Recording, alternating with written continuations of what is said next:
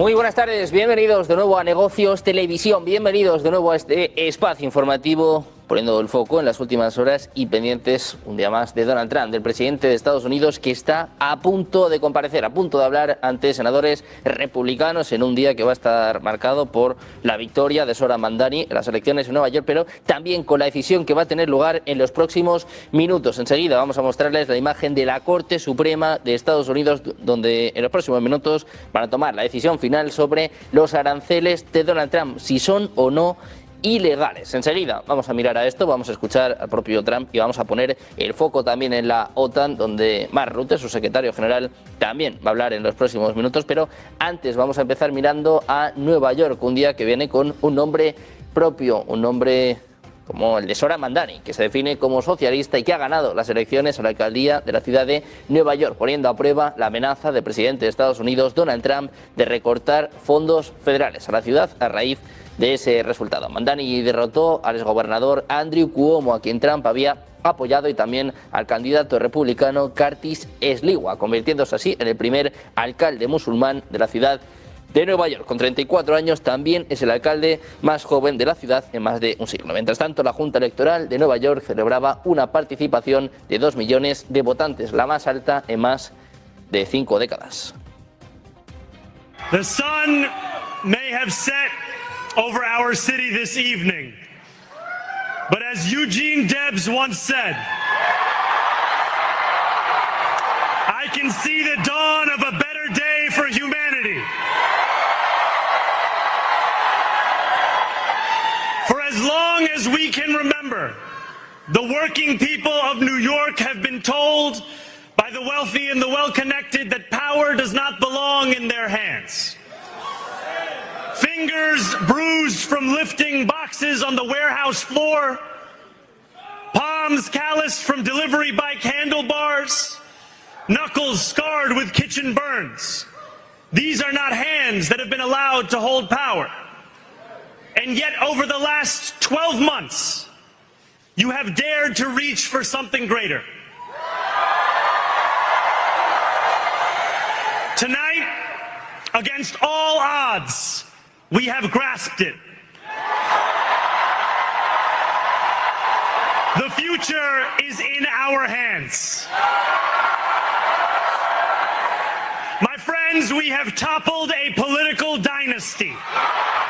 Por su parte, el presidente Trump pide cambios radicales en el sistema electoral, horas después de que los demócratas consiguieran una serie de victorias en las elecciones estatales. Decía aprobar la reforma electoral, la identificación del votante, prohibir el voto por correo y salvar a la Corte Suprema de la manipulación, no añadir más jueces de otros estados. Hay que acabar con la filibustería, es lo que escribía el propio Trump en Truth Social este martes por la noche. Los demócratas, como les contamos, ganaron las elecciones a gobernador también en Virginia y en Nueva York, además de la contienda por la alcaldía de la ciudad de Nueva York.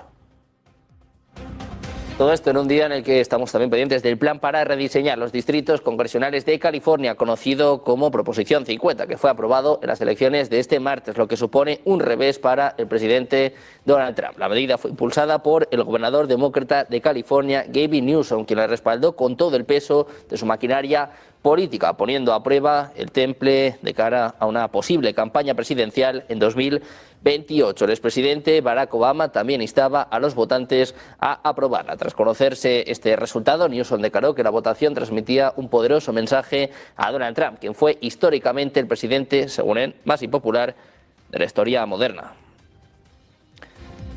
Seguimos hablando de Estados Unidos, que está cerca de desplegar 2 nuevos sistemas destinados a incapacitar temporalmente los satélites de inteligencia, vigilancia y reconocimiento de China y de Rusia, es lo que reporta la agencia Bloomberg citando nuevos datos de la Fuerza Espacial del país norteamericano. Los 2 sistemas inhibidores, Middle Lance y Remote Modular Terminal, serán distribuidos por el mundo y en ocasiones se operarán de forma remota para contrarrestar las amenazas. El primero, desarrollado por L3 Harris Technologies y que lleva varios años de retraso a causa de problemas técnicos, se encuentra actualmente en fase de entrenamiento final, ejercicios en condiciones reales, ensayos de misión y desarrollo de tácticas, y se espera que entre en servicio este año fiscal, es lo que informa el Comando de Operaciones espaciales. El segundo, diseñado por North Strat y Kaki International, está siendo colocado en el extranjero en lugares determinados sobre el terreno, cuyo número exacto y ubicación no se revelarán. El organismo detallaba que RMT se encuentra en fase inicial de uso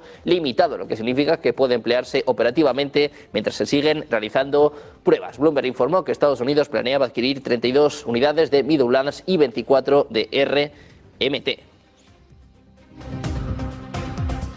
Mirando a Estados Unidos, también les contamos el accidente del avión de carga de UPS en Louisville, que dejó al menos 7 fallecidos y 11 heridos. Es lo que informaba el gobernador de Kentucky, Andy Beshear, durante una conferencia de prensa. Describía algunas de las lesiones como muy graves y advertía que no se acudiera al lugar del accidente debido a la presencia de elementos peligrosos que son inflamables y potencialmente explosivos. Decía, puede que aún haya personas que necesiten ser rescatadas, no impidan que los servicios de emergencia lleguen hasta ellas. Mientras tanto, el secretario de Transporte de Estados Unidos, Sean Duffy, describía esta escena como desgarradora. Afirmaba que la Junta Nacional de Seguridad del Transporte y la Administración Federal de Aviación dirigirían esta investigación.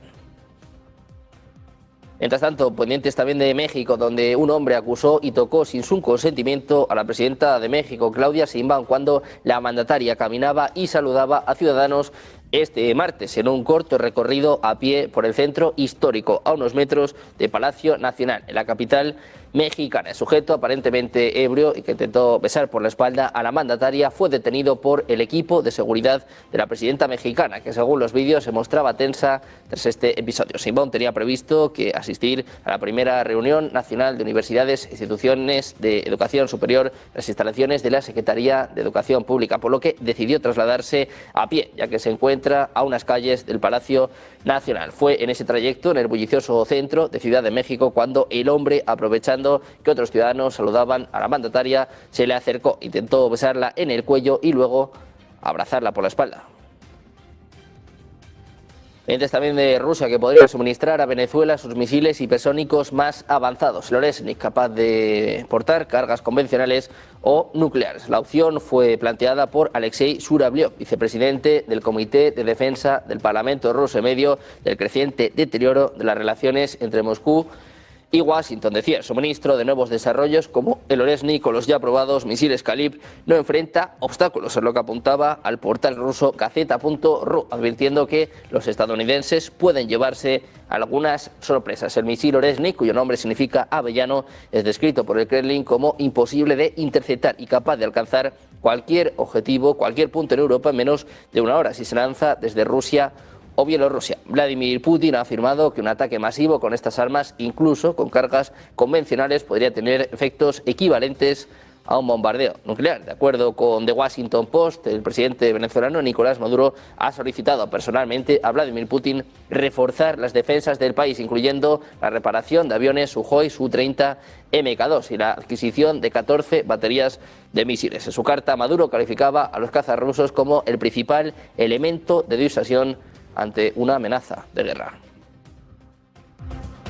Precisamente el New York Times reporta que el presidente Trump se encuentra desarrollando una serie de opciones militares para acabar con Maduro y que están blindando el aspecto legal para los ataques sin una declaración de guerra oficial. La administración Trump ha desarrollado una serie de opciones para una acción militar en Venezuela, incluyendo ataques directos contra unidades militares que protegen a Nicolás Maduro. Los asesores de Trump han solicitado al Departamento de Justicia orientación adicional que pueda proporcionar una base legal para cualquier acción militar más allá de la actual campaña. Dicha orientación podría incluir una justificación legal para atacar a Maduro sin necesidad de obtener la autorización del Congreso para el uso de la fuerza militar y mucho menos una declaración de guerra.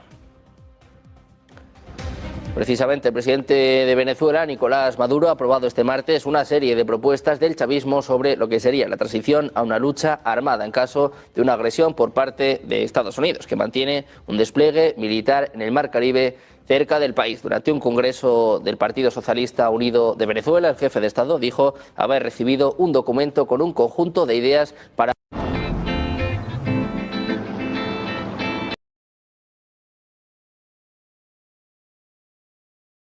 que se trata de ideas para preparar al pueblo en el marco constitucional y legal del concepto estratégico de la defensa integral de la patria para, decía, pasar de la lucha no armada a la lucha armada nacional y continental, si fuera el caso, si Venezuela fuera agredida por Estados Unidos. Decía Maduro que las ideas están aprobadas y su partido debe proceder a su aplicación inmediata con orden de operaciones por cada calle y por cada comunidad para que todo su pueblo, con tranquilidad, con serenidad, con firmeza y con valentía, esté en el máximo nivel de preparación.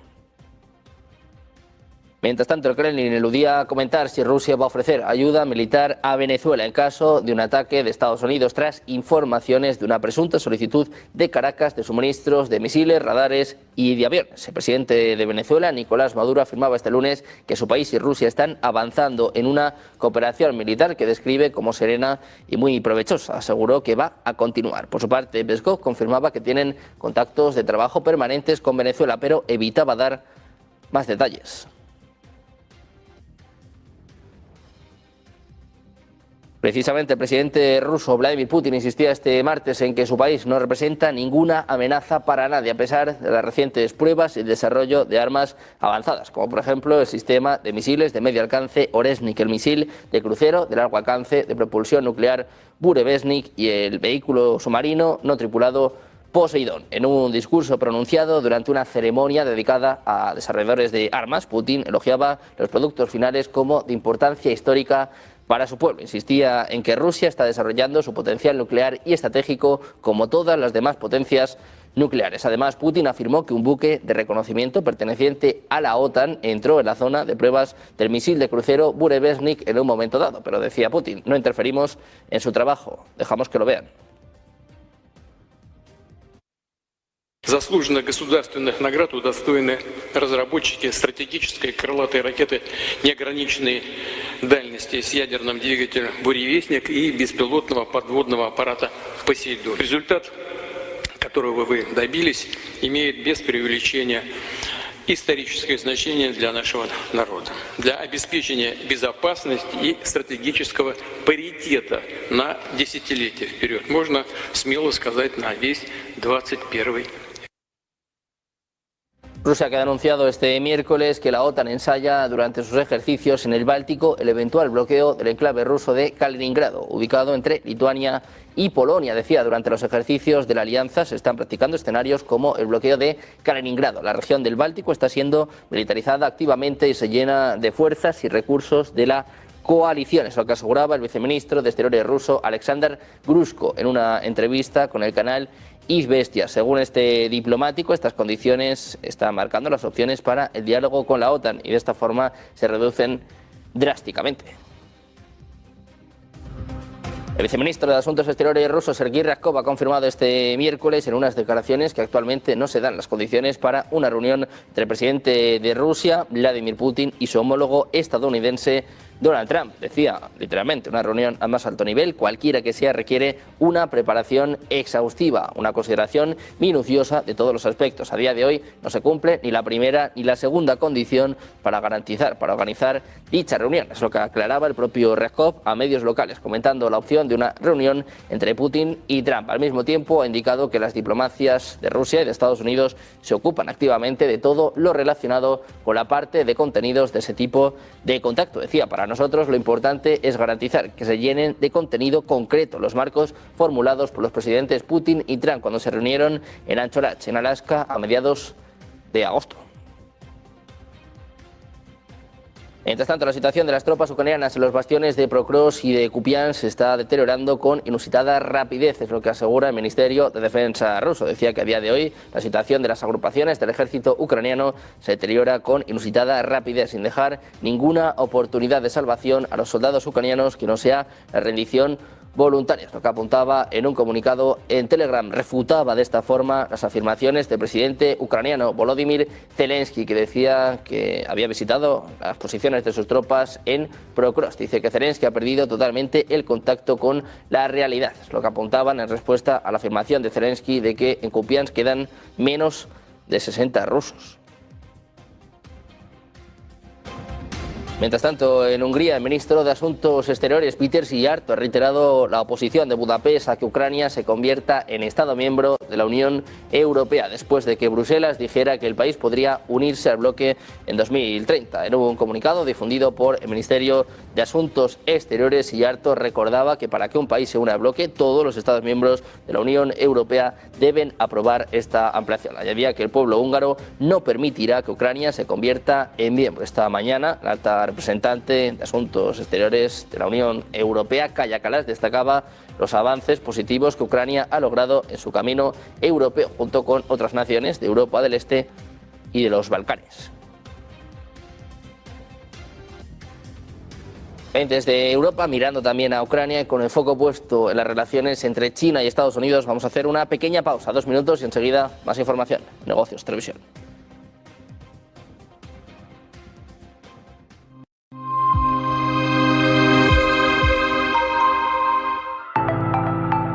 Blockchain es una tecnología basada en una cadena de bloques de operaciones descentralizada y pública. Esta tecnología genera una base de datos compartida a la que tienen acceso sus participantes, los cuales pueden rastrear cada transacción que hayan realizado. Para que se hagan una idea, es como un gran libro de contabilidad inmodificable y compartido que van escribiendo una gran cantidad de ordenadores de forma simultánea. El modelo más antiguo de una blockchain se creó a principios de la década de los 90, cuando el científico informático Stuart Haber y el físico Scott Stornetta emplearon técnicas criptográficas en una cadena de bloques como una manera de proteger documentos digitales contra la manipulación de datos. La tecnología blockchain se suele utilizar de transacciones de criptomonedas, pero es apta para muchos otros tipos de datos digitales y puede aplicarse a una amplia gama de casos de uso. La diferencia que hay entre blockchain y una red centralizada, es decir, un servidor tradicional que almacena datos, es que la red de blockchain se ejecuta en múltiples ordenadores distribuidos por todo el mundo y no en un sitio único. Esto hace que la red blockchain presente una serie de ventajas como la privacidad, la descentralización o la no dependencia de un ejecutor centralizado o la seguridad. Hay 4 tipos de blockchain. Por ejemplo, hay una blockchain pública, también conocida como sin permisos, que es aquella en la que cualquiera puede participar sin restricciones. Suele ser la más común en las criptomonedas. También hay blockchains privadas que permite a las organizaciones establecer controles. Buenos días, 8 de la mañana es la figura de Charlie. Buenos días, 8 de la mañana dicen que al oro le han bajado la tierra después de la jornada de ayer. Seguimos en Negocios Televisión. Mañana continuamos en Negocios Televisión. Sean bienvenidos de nuevo a Negocios Televisión. Negocios Televisión. Sobre todo intentando ver lo que Europa está poniendo encima de la mesa en esos ejercicios militares.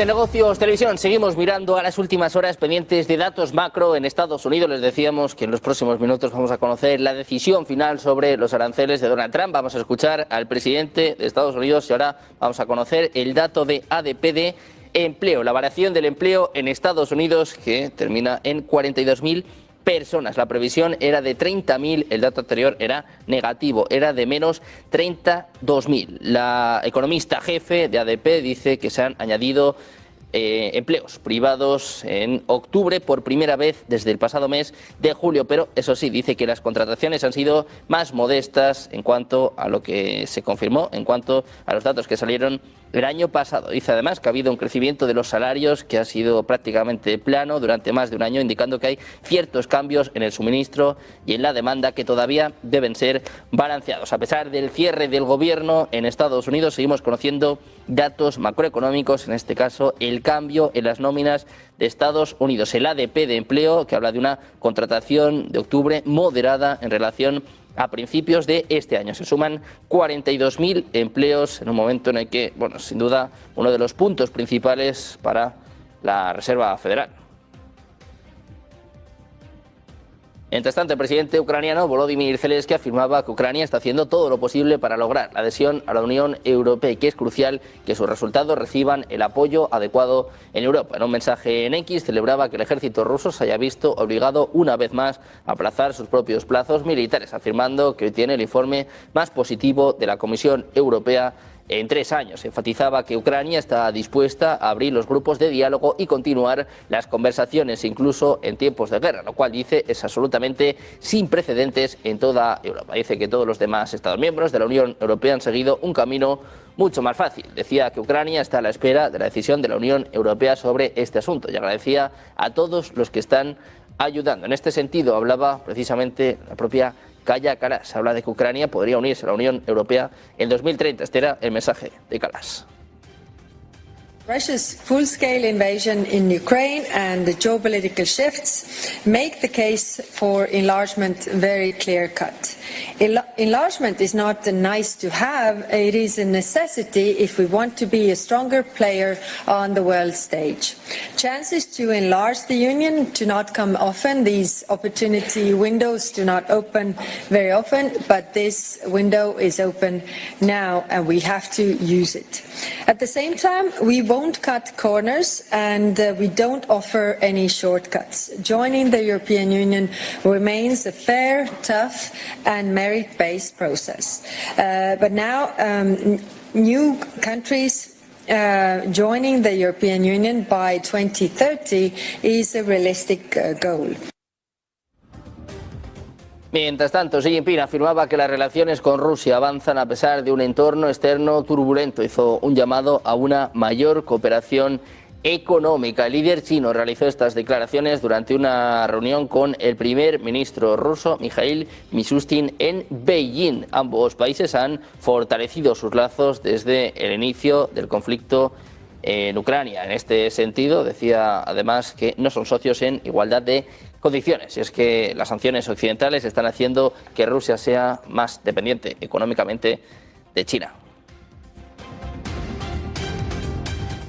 Foco puesto también en la NASA, donde el presidente de Estados Unidos, Donald Trump, ha vuelto a nominar a Jared Isaacman, aliado de Elon Musk, para dirigir esta Administración Nacional de Aeronáutica y del Espacio. Dice el propio Trump que le complacía nominar a Jared Isaacman, consumado líder empresarial, filántropo, piloto y astronauta, como administrador de la NASA. Es lo que escribía en un mensaje en Truth Social, meses después de retirar su nominación. Decía Trump, la pasión de Jared por el espacio, su experiencia como astronauta y su dedicación a ampliar los límites de la exploración, desentrañar los misterios del universo e impulsar la nueva economía espacial lo convierten en la persona idónea para liderar la NASA hacia una nueva era audaz.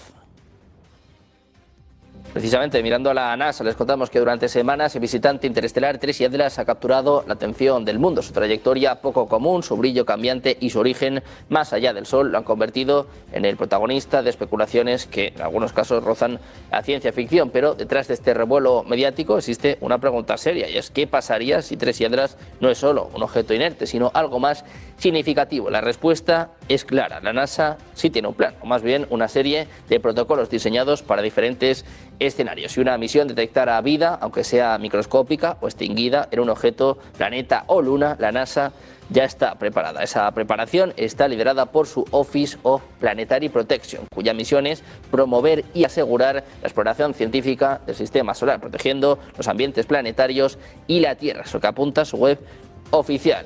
Ningún hallazgo se anunciaría sin una revisión detallada bajo múltiples líneas de evidencia. También buscarían muestras seguras, es decir, se devolverá material a la Tierra. Sería almacenado en instalaciones de máxima seguridad biológica. Se habla también de una comunicación científica clara, es decir, los resultados se publicarían en revistas revisadas por pares y se impartiría una rueda de prensa oficial, cuidando el rigor y evitando el sensacionalismo. Tal y como queda expresado en la normativa de la NASA, todo material de origen extraterrestre será tratado como potencialmente biológicamente activo hasta que demuestre lo contrario. En resumen, la NASA no solo busca vida, sino que también actúa con la máxima cautela para proteger lo que ya conocemos. Precisamente sobre la NASA nos hablaba este lunes el científico de Harvard, Avi Loeb.